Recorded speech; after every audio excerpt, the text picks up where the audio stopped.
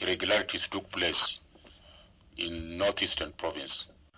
In this particular center, it's alleged that the school authorities locked the gates and locked anybody else from entering. And those are the people who come to check, the inspectors. So that particular inspector, when he came to check, he could not access the school. I am not aware about this one incident, and given time, I think I can get a briefing from the PPO Northeastern Province.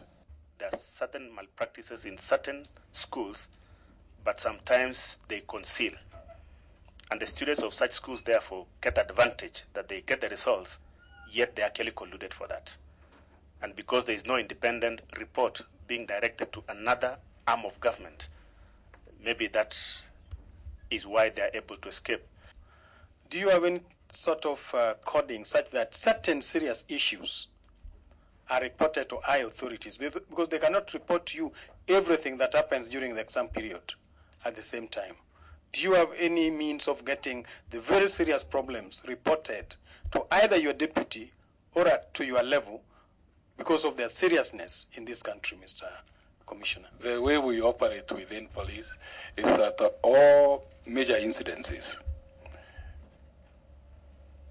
definitely will land in one way or another to the Commissioner of Police, to all the senior officers within the department, and also other units, investigative.